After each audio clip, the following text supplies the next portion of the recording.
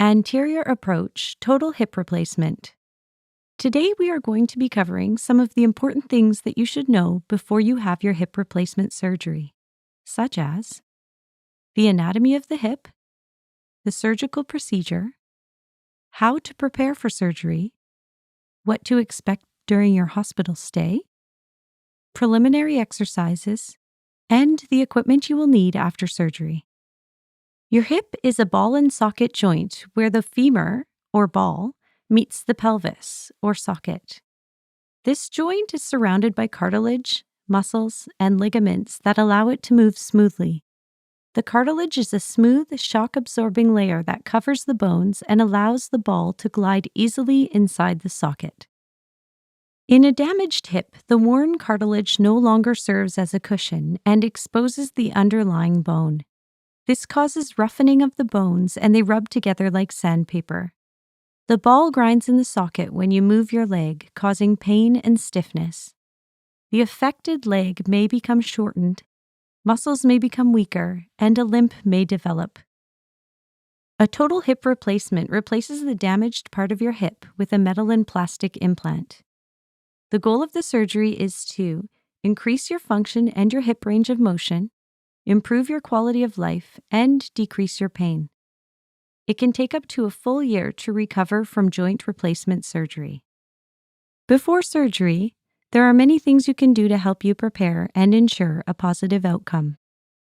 Patient-reported outcome measures.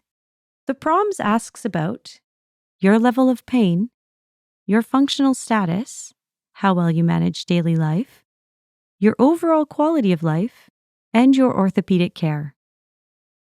You will be asked to complete the survey 1 month before surgery, 3 months, and 1 year after surgery. You will need your health card to complete it.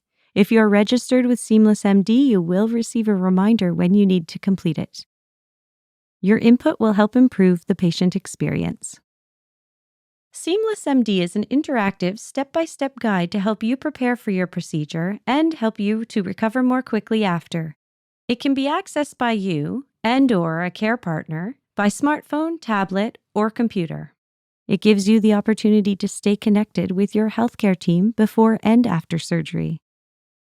A member of our healthcare team will reach out to you by phone if they have not already and obtain an email to sign you up and give you access to these benefits. Seamless MD will guide you through 3 stages of your surgery: before your procedure, in hospital, and back at home.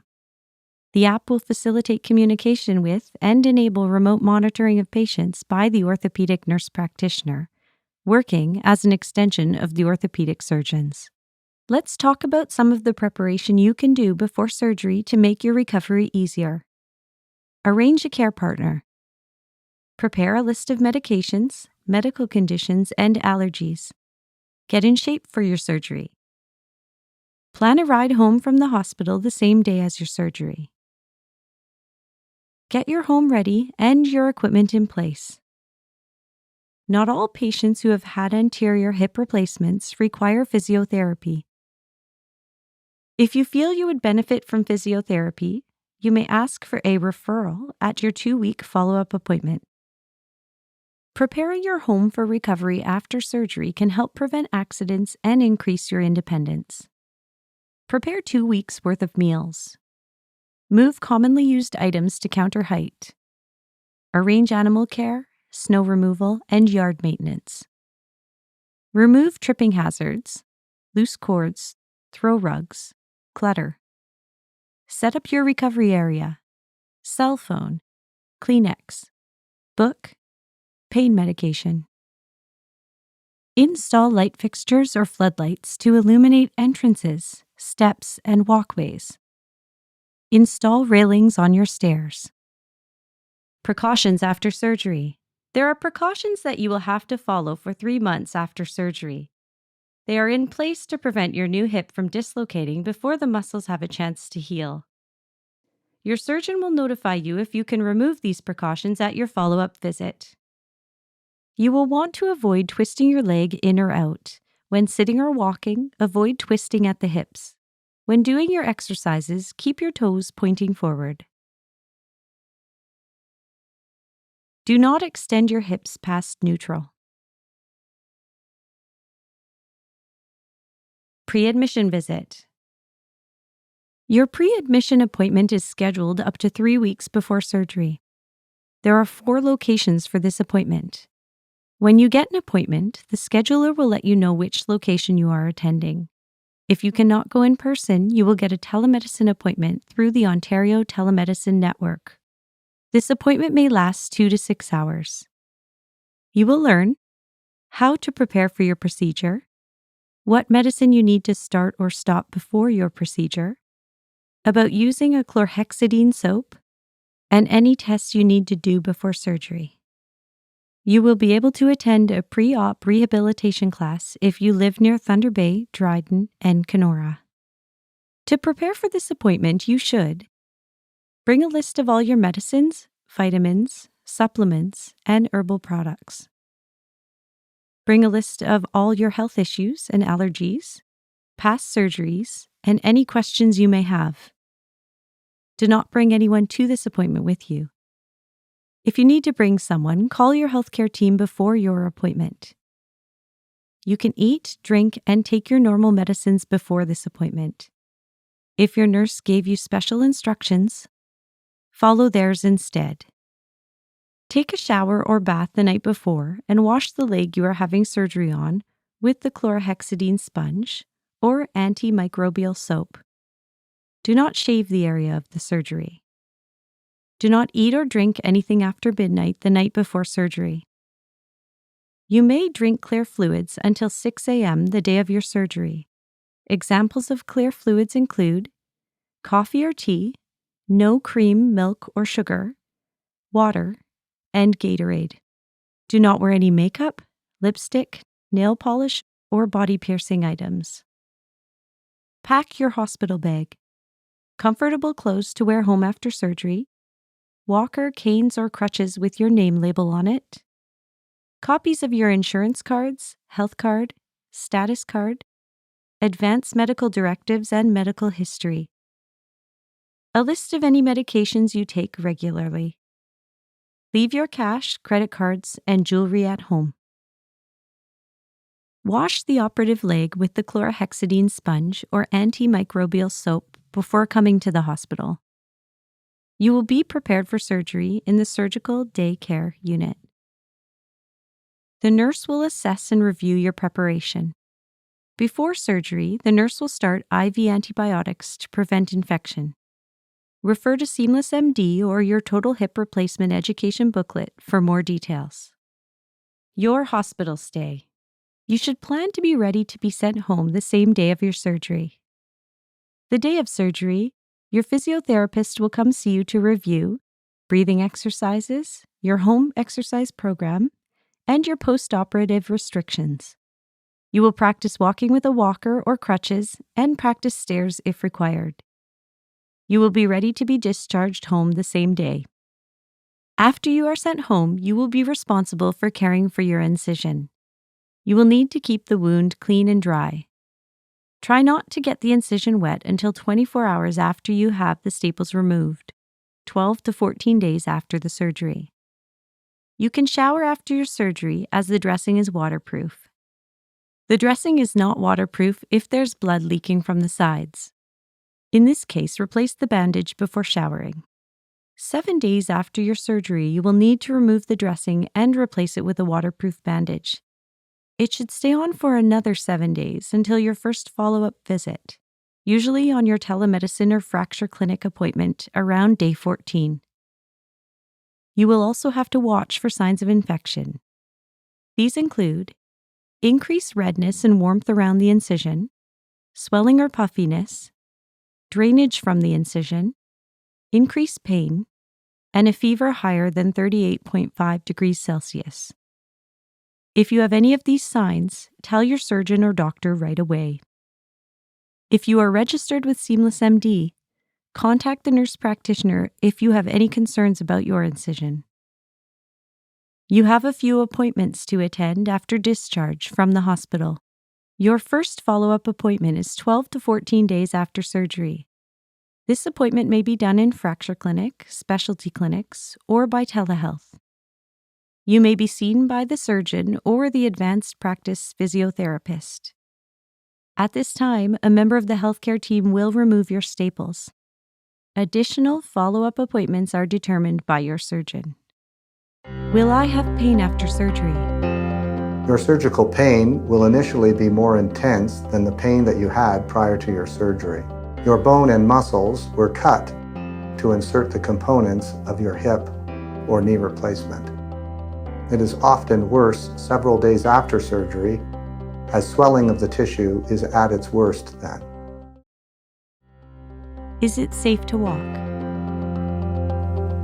It is safe to walk after surgery, but let pain and swelling be your guide. You have to gradually increase your activity tolerance.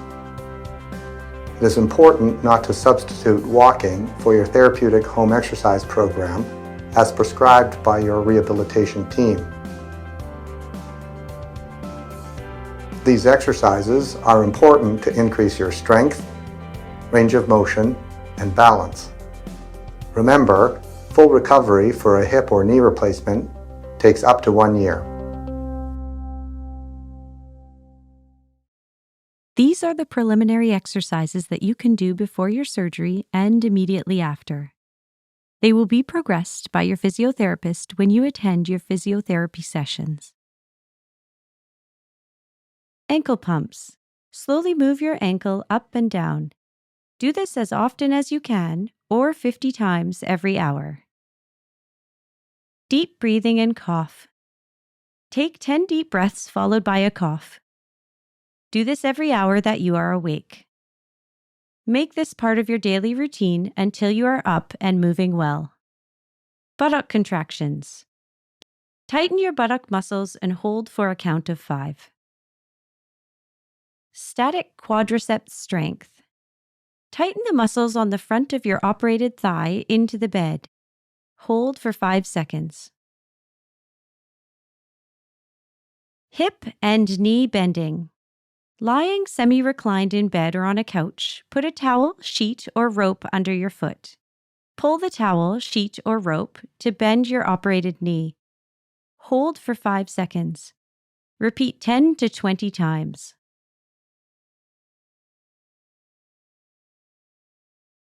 Quad over roll.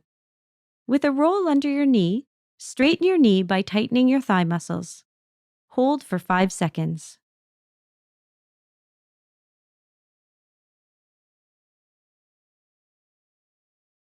Supine hip abduction. Slide the operated leg sideways in bed, keeping your leg pressed on the bed. Keep the kneecap and toes pointing up and towards the ceiling. Always keep legs apart. Hold for 5 seconds. Bridge. Bend both knees up with your feet flat on the bed. Push through your feet and lift your buttocks slightly off the bed. Keep your abdominal muscles tight to avoid arching your lower back. Hold for 5 seconds. Repeat 10 to 20 times, 2 to 3 times a day. Standing hip flexion. Stand with support for balance. Bend your operated hip by bringing your knee toward your chest. Hold for 5 seconds. Slowly lower your leg. Standing hip abduction. Stand with support for balance. Lift your operated leg out to the side while standing tall.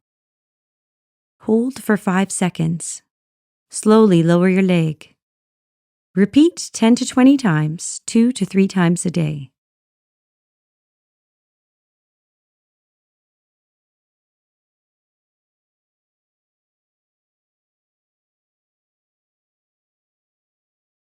Complete all exercises 10 to 20 times, 3 to 4 times per day. Hold each exercise for 5 seconds. Ice your hip 15 to 20 minutes every 1 to 2 hours. When icing, make sure to put a pillowcase between your skin and the ice to prevent burning or frostbite of the skin. Take your pain medication prior to physiotherapy or your home exercise program. To set up your home safely for your recovery, we recommend that you have some equipment. A walker or crutches are necessary to allow you to walk after the surgery. Please bring these to the hospital with you on the day of your surgery so that the rehabilitation team can help you learn how to use it and fit it to your size. A cane is particularly useful to help you with going up and down stairs after the surgery and later on for walking when a walker or crutches are no longer necessary. You may require a bath bench or bath seat is recommended for bathing. A raised toilet seat is recommended if you have a lower toilet. If you borrow a walker from a friend, make sure that it is the correct height for you. You can do this by standing tall, keeping your arms at your sides, and ensuring that the walker handle is the same height as your wrist or where your watch should be. There are resources online at rjac.ca and with Seamless MD if you are registered. If you still have any questions or concerns, please reach out to your surgeon's office, the Regional Joint Assessment Center in Thunder Bay, or your pre-admission clinic for further assistance.